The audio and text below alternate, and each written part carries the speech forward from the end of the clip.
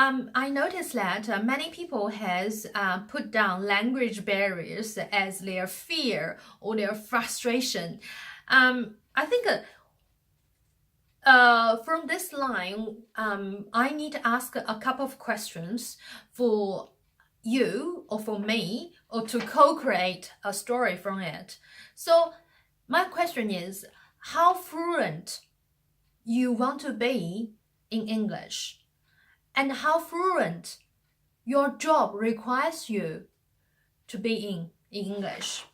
And then what difference could your English fluency create for you?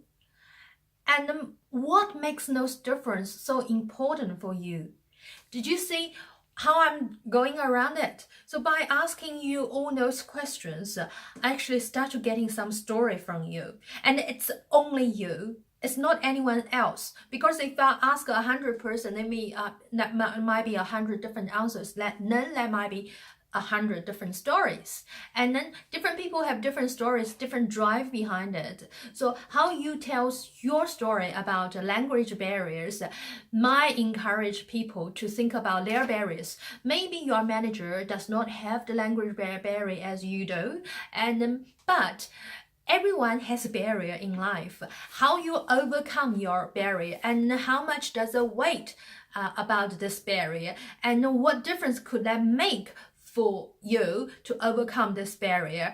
And then why make it so different? They are all great storylines which you can only find in your story, can you only find in your experience. So if you don't know those answers, create those answers. Do you remember what I said in the workshop? Put yourself into results. If you are on a journey of overcoming your language barriers, be aware, be mindful every step along the way. And then those questions I have just asked, what is your answer? So if you can have the answer for all those questions, you can create a beautiful story which you can share. And then in a lot of occasions to serve your purpose as, to develop your career, or even to kind of to do a public speaking, or even to apply exciting opportunities. And then here I need to remind everyone, as you can tell, I'm not English is my second language, and I don't think I'm as fluent as I want to be, and in this field. But it doesn't really affect me.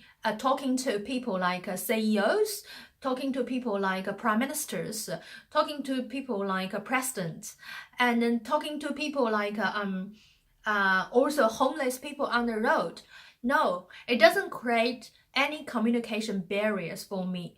Because apart from language, I also understand their emotion. I also understand their gestures. I also understand a lot of things they have not say using languages.